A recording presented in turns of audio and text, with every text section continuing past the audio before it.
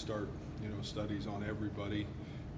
Guys that have been in the league, we do 2-3 year studies on them, and then, anybody that's new, try to go back. So, usually I think we try to get it prepped while we're on the road, and then usually as soon as we get back off the road in spring recruiting, usually is when it happens. Doing it with Neil any different than Neil Brown, any different than anybody else? No, I mean, just go back and study the history and their backgrounds and where they've been and coordinated and head coached and all those kind of things. And then, obviously it's different when you play the first game of the year than it does, you see some film now of games that they've played. But no, we've tried to study them, all summer for sure. How different are they? I know he's got some air raid principles, but they don't seem like they're necessarily full on air raid. Oh, they're pretty air raid. Okay. I think they're they all have their different branches of the tree, I guess. Their scheme's difficult. I think they use tempo. They tried to tempo Texas kind of off the field and did a great job of it. Their guys knew what was going on, and so they did a great job. So that's obviously something you prepare for. And then a lot of the concepts are the same, and yet there's some they have their own wrinkles too, obviously. But I'm very impressive. When we studied in the summer the Troy film. What's next for if Greg couldn't go? I guess how do you feel about what else you have for options? I feel good. Those guys have gotten a lot of reps, obviously, because he's been injured and some of those kind of things. So, whether it be Braxton or Chima or whoever else ends up in there, get those guys some reps, and I feel good about them. Those guys are veteran guys, so it's just kind of figure out where we are as we get closer to the game and how many reps each guy gets. I know you talked a little bit about Zach Peterson last week, but seeing his first full start, how consistent was he in your mind, and just the level of confidence maybe that he's playing with the increased reps? Yeah, I mean, I've been a fan, since way back. Really a good player, very competitive, really tough, and I was not surprised how he played in the game.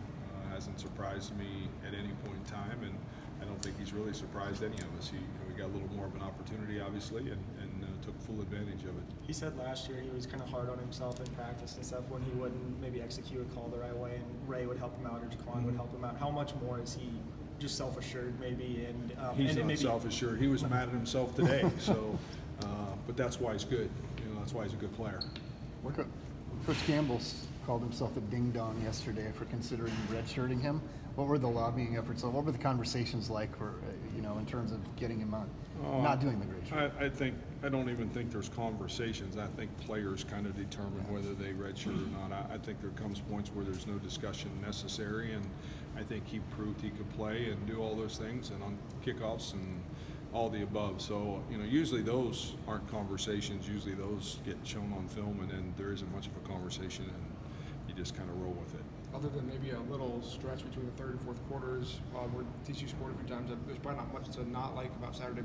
But what was the main takeaway of things that you maybe didn't like Saturday? Well, there was always plenty for me. You guys know me. There's always plenty for me not to like. So that stretch of play, I thought we kind of relaxed, and again, those are some difficult situations. We're answering the bell. Our guys on offense were incredible, and we got up, and all of a sudden, it's a different situation that you're in, and you can't play different, and you can't call different, and all of those things, and yet that's hard. You're trying not to make mistakes. You're trying not, and sometimes when you do that, you make big ones. And I think the biggest thing from those were we've been really solid on not giving up big plays. We gave up a huge play in all 3 of those drives for touchdowns, and that's not been us. And that was probably the most disappointing thing to me, that we give up big plays and don't force teams to drive the ball. I mean, that's the thing we've been able to do against TCU the last few years, was make them drive the field. And we didn't make them do that on their scores, and that's on us for sure. I think Greg had come out right before that. Did Greg, or is it more so like you said, just a relaxation? No, I don't. And again, I don't know. I can't put my finger on it, I guess. But I just, again, the big play was the critical thing in each drive, and you can't give up big plays in this conference. If you do, you give up points, and we've been really good at not doing that, and we weren't on Saturday. The 3 drives all had 3 big plays, and we won't survive doing that. We can't have big plays this week. We can't have big plays next week or the week after, and that's what we've been really good at.